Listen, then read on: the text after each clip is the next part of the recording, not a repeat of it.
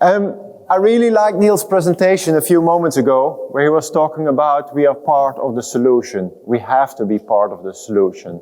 What I would like to do with this presentation is actually build a little bit on that and show how Shell is trying to be part of the energy transition and the solutions required there.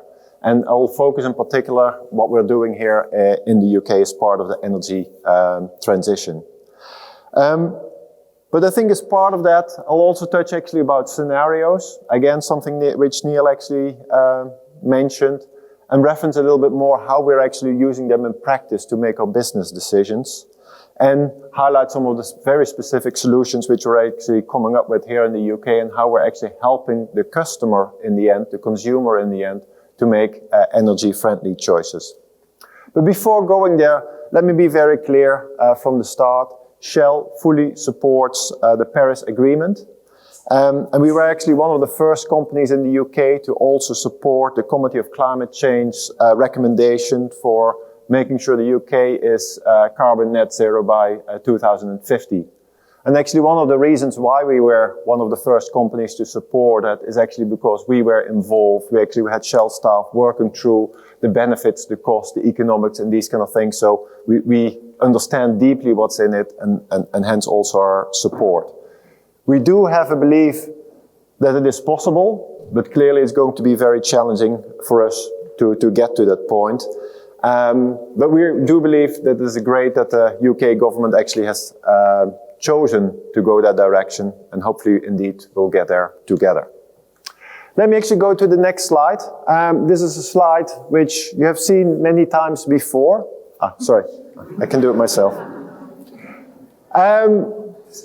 This is, of course, the famous lawyer slide. You all are geoscientists, or by and large here in the audience, you know what uncertainty means and how to deal with that, but some of our lawyers apparently have some more difficulties with that. But let me talk actually a little bit more about scenarios. Shell has been, I would say, among the leaders in using scenarios for making business decisions. And we've been using them quite a lot in order to really help see what the future might hold. And again, scenarios are distinctly different but plausible realization of the external environment at which we can test certain business decisions. You might have heard of mountains, oceans, and sky being our latest scenario. And sky really tries to explore if there is actually a route possible by which we actually reach the Paris Agreement of the less than 2% increase. And actually, many of you, based at least on the voting, have difficulties in believing that we actually can get there. And that's fair. It's perfectly fine to have doubts around that. But what this scenario tries to explore, what would it really take? How big would the change actually need to be? So let's look a little bit at what it actually would take. First of all, what this slide shows is actually with regards to the energy consumption. How do we expect under this scenario it actually to change? And what you see here that there is a huge increase, really huge increase in the amount of electrification. But at the same time, if you start looking at the different kind of energy sources, what you see there's also still a role for liquids, a role for gas, and a role for solids. But then all those are actually changing. Oil remains important, but actually that role gets increasingly taken over by biofuels. If you look at the gases, you see that there is a continuous role for that as well, but actually an increase of hydrogen. But also even in the solids, where coal is used quite a lot still for electrification. And in the future, we actually see that disappear, but not completely, because it's still being used, coal, for its chemistry, metallurgical purposes, and actually see biomass increasing in that. So quite a shift in the types of energy. But maybe it's obvious, but very important still to point out the overall increase which you still see in the amount of energy needed. It is a lot of energy. So not only are we looking for cleaner energy, we also need to supply the world with much, much more energy. So this is, if you like, the consumption of the energy. Where is it actually going to come from? And that's depicted in the picture over here.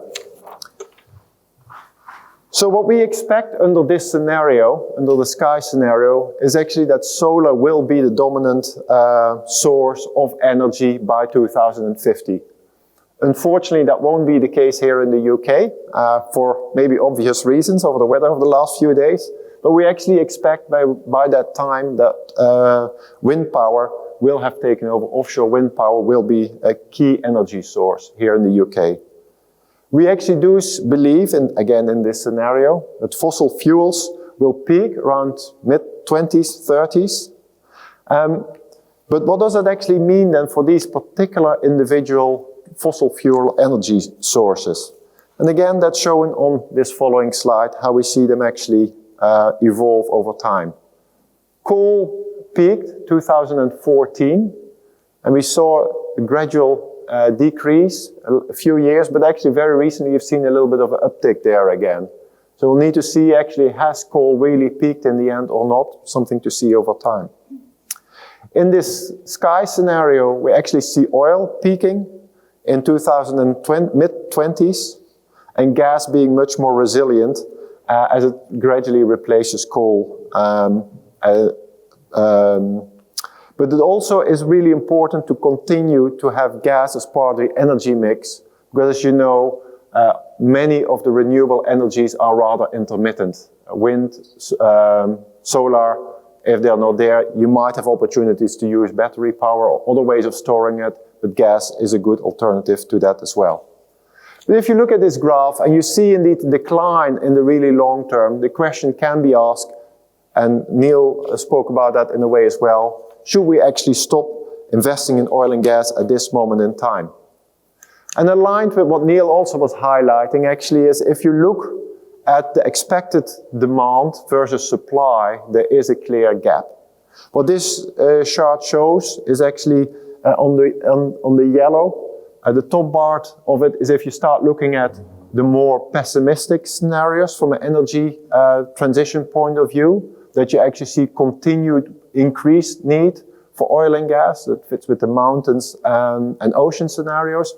The lower part of the yellow is actually if we were to end up in the more, if you like, optimistic sky scenario. And if you compare that actually with existing supply and planned fields, you still see quite a big gap. So based on our analysis, there is actually a fairly strong case that we need to continue for quite some time into the future to continue to explore, appraise and develop new fields in order to provide that required energy.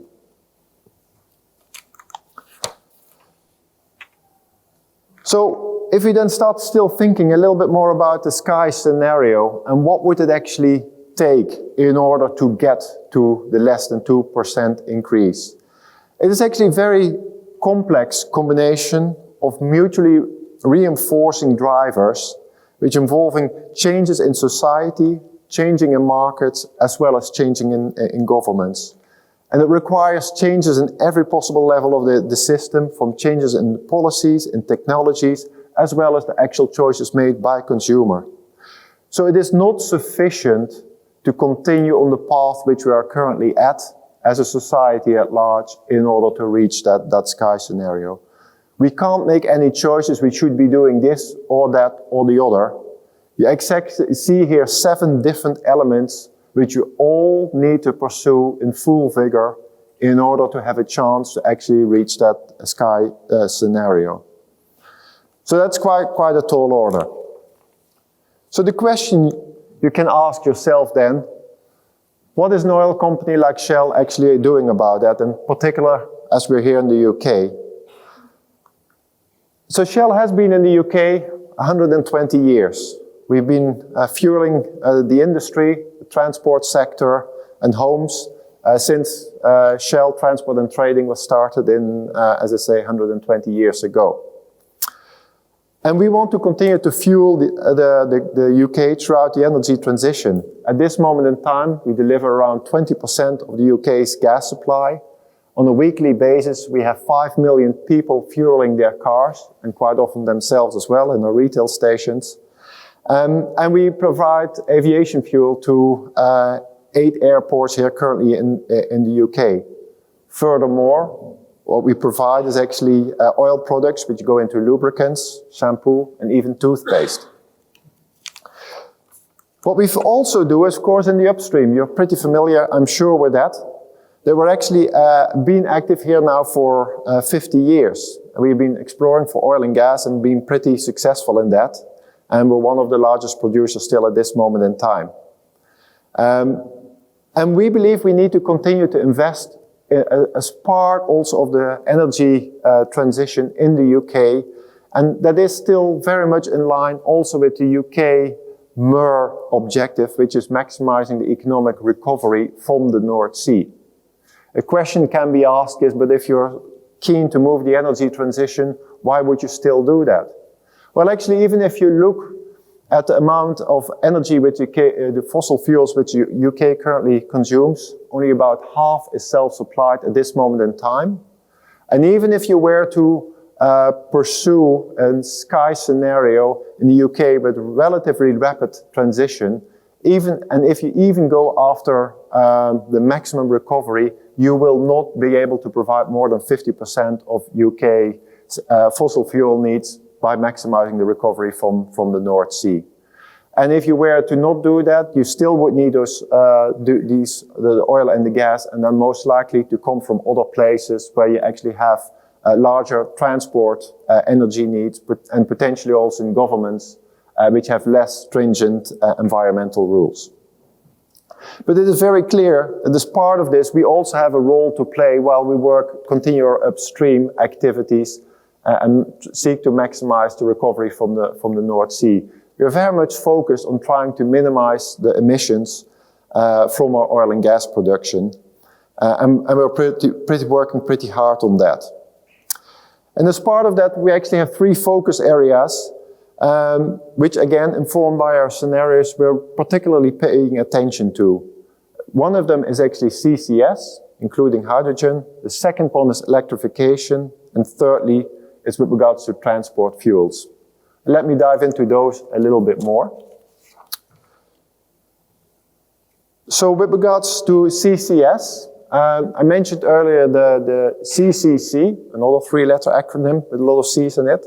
But this Committee for Climate Change has advised that in order to achieve the goal in the UK of net zero by 2050, we need to have 2 or 3 clusters of CCS active by 2030.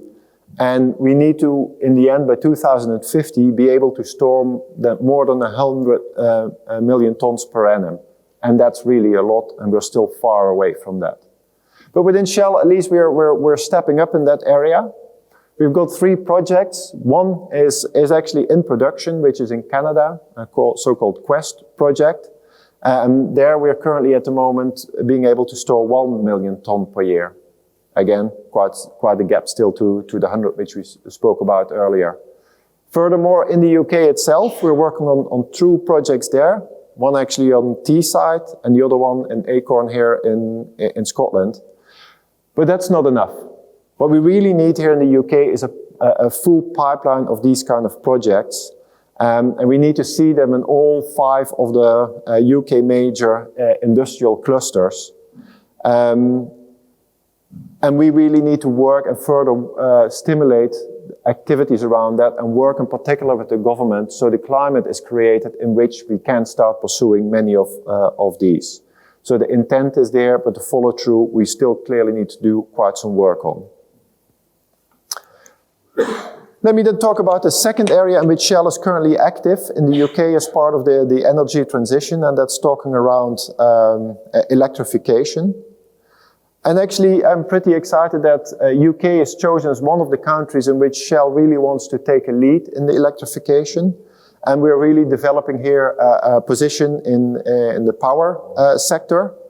And as you may have seen or recall from the earlier slide, we expect in the future up to 60% of the total energy consumption to come from power. So we see this as a huge growth area. And the first steps which we've actually taken is actually by the acquisition of a company which is now called Shell Energy Retail. So we're actually providing now to around 1 million households the energy, which is 100% renewable. We actually also have taken a stake in a battery company, Sonnen, which actually is linked with that.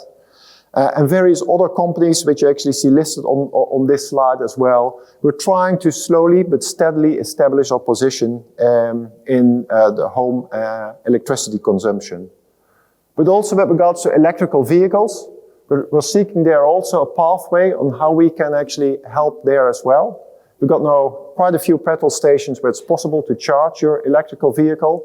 We're the leading company actually with installing this hyper quickly, high voltage energy charge points.